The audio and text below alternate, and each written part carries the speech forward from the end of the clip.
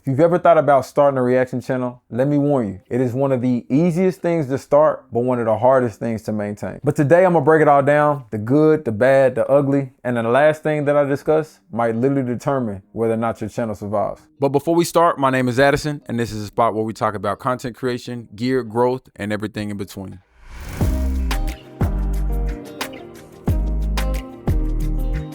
I feel like this topic that I'm gonna bring up is super underrated when it comes to how easy it is to get started with reactions. If you wanna shoot music videos, you're gonna need an artist. If you wanna shoot a documentary, you're gonna need a person or a group of people willing to be filmed and for their story to be told. Now, if we're talking about short films and movies, we're talking locations, sets, actors, the whole 9 yards. When it comes to reactions, you don't need anybody but yourself and a screen. And I think sometimes a huge part of creatives is the feeling of being stuck because you're waiting on somebody or something. And when it comes to reactions, that barrier is pretty much removed. You can literally start today, like right now. Now, don't get me wrong, I love group reactions. I do group reactions and solo reactions, but this is more so for people out there who may not have a group or co-host or friends who are even into that type of content. For those of you all who are unsure about making content and speaking in front of the camera, reactions can really help you with getting over that fear of talking and expressing your ideas on camera. It's like when you first start, the amount of things and points and topics that you want to bring up but kind of forgot, it's going to happen a lot. You're not going to say things the perfect way you wanted to. You're not going to be able to get all your ideas out. The lights are going to seem super bright. You might want to do a whole bunch of different retakes. But I'm telling you, as you get into the flow of things, it's gonna make it so much easier. Now the question comes up of what all goes into creating reaction content.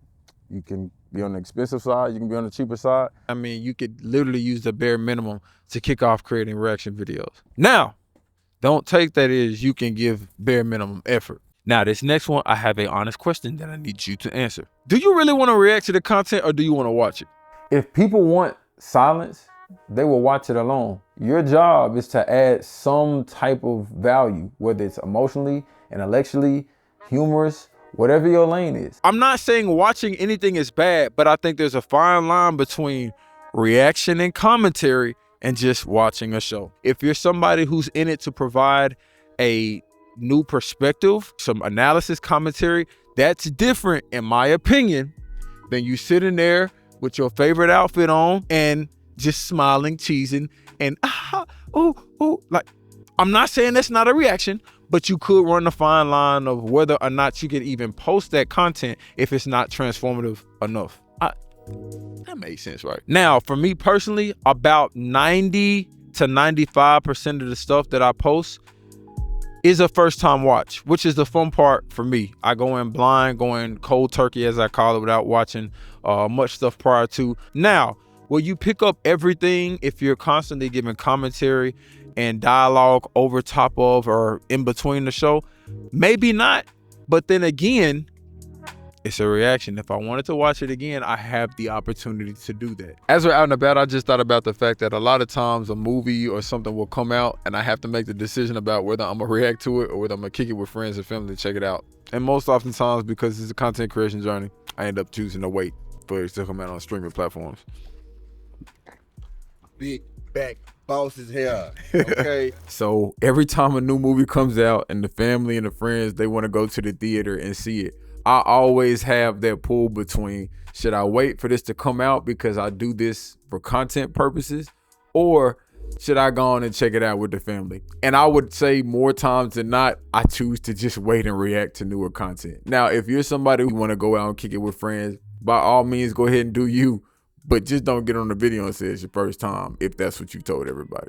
That's just a lane that I take, which may help with having tags such as like first time watcher or first time viewing or whatever the case may be. Now, other people may have another style to where they go back and rewatch classics. And even if you go back and forth, I don't think that's a crazy enough deviation for it not to work for your channel. You do have to identify whether or not you are going to be watching content or reacting to it. Because if all you're going to be doing is watching it, you're going to run into some issues when it comes to uploading content that you're not really transforming that much. A lot of people want to speak their mind or be honest about their opinions about said things. Are you trying to be negative, or are you providing a critique or review that is actually going to be productive. Even if there's something that I'm not like a huge fan of, my goal is not to bash content. Of course, I'm going to let the viewer know whether I do or do not like it. I even may do things to where I compare it to other content. This is just my opinion, of course. If you're putting content out there that is critiquing other things, it's somebody else's child or baby that they worked on. Especially when you go into shows, movies, music, things like that people put a lot of time, energy, and money into. So if you're somebody who's on the internet just like, man, sucks, it's trash, blase, blase, blase, then there could be some other things that come with that. I'm not saying people are right to try to remove you from having said opinion on the internet, but like, what are you trying to do? You know what I'm saying? Is your goal to just tear down everything other people make? Or is your goal to just give an honest feedback and critique of it? Because I do think that there's a difference where that is. And I'm not telling you how to run your channel. You can have Madman Reacts if you want to. If that is somebody's channel, I just probably gave them an inadvertent shout out. But hey, I'm an avid believer that there's a fine line between keeping it real and just being negative. Your energy does matter. And I know a lot of times people confuse being blunt with being entertaining, and there definitely is an art to it. Now it's time for us to talk about this editing. Now, this could either be a hassle or it could be super simple. You have to build a system, otherwise editing will eat up your whole life. If you think recording takes long, try syncing up 3 camera angles, mics, chopping up a 2-hour video to condense it down to 18 minutes. But if you have systems in place, you can save on a lot of time. Now, there's a lot of different tools you can use when it comes to editing. One of my favorite actually comes from today's sponsor, and that's my mechanical keyboard. Shout out to the sponsor of today's video, Aula, for sending in one of their F75 Max mechanical keyboards. This has become one of my go-to keyboards when it comes to content creation. This thing is honestly packed with features without making it complicated. It's a clean 75% layout, so you get all your main keys without the giant footprint. It works in 3 different modes: USB-C wired, 2.4 gigahertz wireless, and Bluetooth. So you can jump between your PC, laptop, and even your tablet whenever you need to. It's also hot swappable. The build has multiple layers of dampening foam inside, so the typing sound is smooth, not loud or hollow. And they added a TFT display and a really solid metal volume knob on the top right. If you've been wanting to upgrade your desk without overthinking it, the Aula F75 Max is a super easy pick.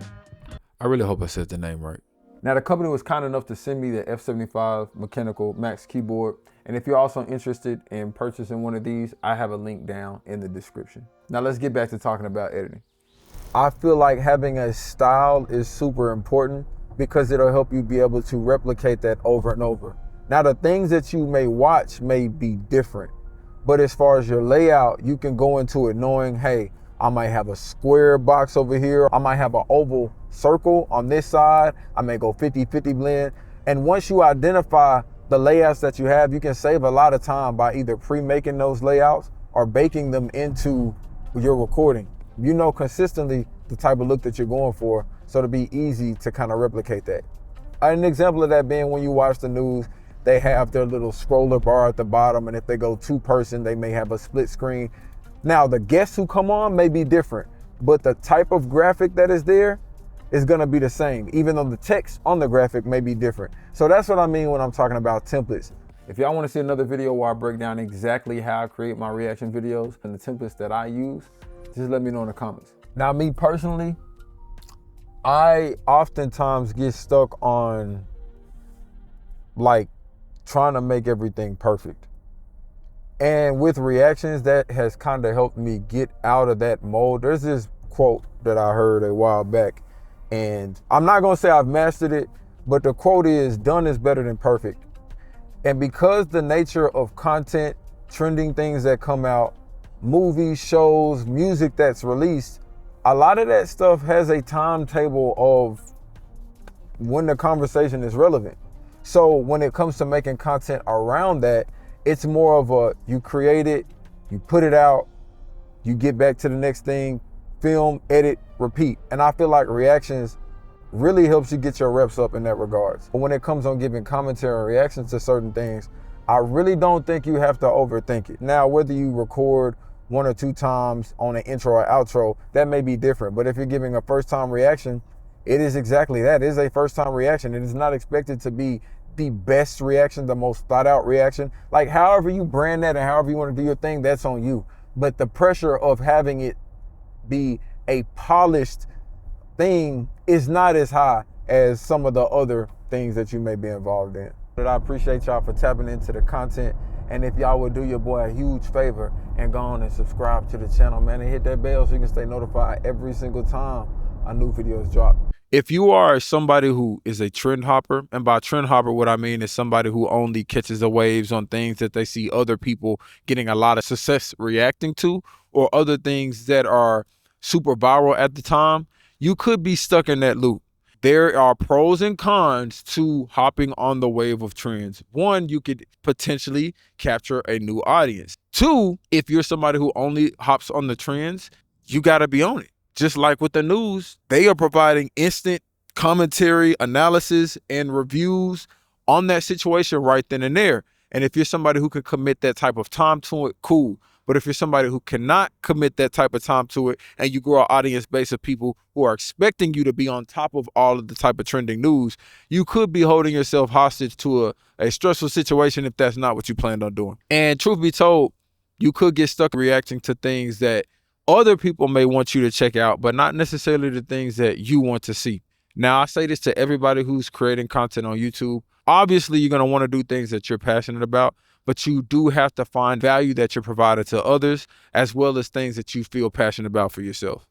When you start to get engagement, especially comments, you can start to get feedback pretty quick. Now, in my opinion, that is some stuff that is good, because if you're somebody who needs to improve on something, whether it be bad audio, bad lighting, things of that nature, people are going to let you know that. I'll be the first one to tell you, we talk all the time. So a comment that we may get numerous amounts of times is, hey, you talk too much.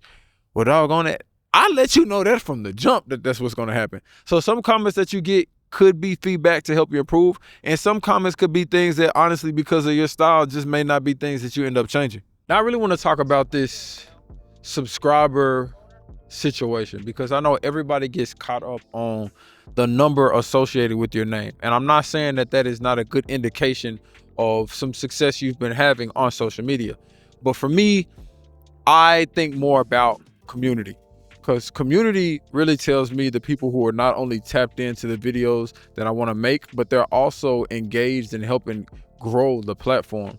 Reaction channels can be a great way to build a community. Now, I know YouTube has the word subscribers, and I feel like that's a perfect word for it. But for me, when I view the people that come to the channel and who tap in consistently, I view them as community. And the reason this is important is because as you begin to try out different things, this audience of people is going to give you feedback on how they feel about it. And if you're somebody who is trying to determine what to look at or watch or react to next, your community is going to be essential and kind of letting you know not only the things that you may do for another video, but the things that they would be interested in tapping into for another video. So when I bring up the word community, I'm talking about people who are not only engaged with you on YouTube, but who may very well come over to other platforms and support you, such as Instagram, Discord, Patreon, TikTok, any of the other platforms that you have. And once you've built up a strong enough community, just ask. Instead of guessing what it is that you want to watch next, ask your community and see how they feel about it. So that's why it's super important to pay attention to the comments, because you don't have to necessarily overthink about what you want to make next, because if you have people who are tapped into the channel, they'll help you determine what that is. A reaction channel is pretty much like a built-in focus group. If your community sticks with you video to video, it could be a good indicator of what they'll rock with next. Subscribers can be indicated by a number. Community can be indicated by engagement. If you do reactions, Lord have mercy, you'll probably never run out of content to do. It is one of those things to where there's endless things to discuss, talk about, react to, especially if you're somebody who overthinks things a lot. Reaction videos could be a good segue into getting the conversation started. So, for instance, if you're into movies, golly, you see what I'm saying? Or cars or music, whatever the case may be. However, I will say what you do determine to react to can directly impact the finances that you may be able to get from it if you're somebody who is trying to make YouTube ad revenue or monetizing via YouTube. Depending on the type of content that you're dibbling and dabbling in, you may not get consistent viewers. And it may not always be a reflection on how well you're doing in a video. It could be a reflection on how relevant or popular the particular topic is that you're reacting to or providing commentary to. Now, when it comes to content that you're reacting to, Do you have more of an audience of people who are interested in Harry Potter or more of an audience of people who are interested in Sharknado?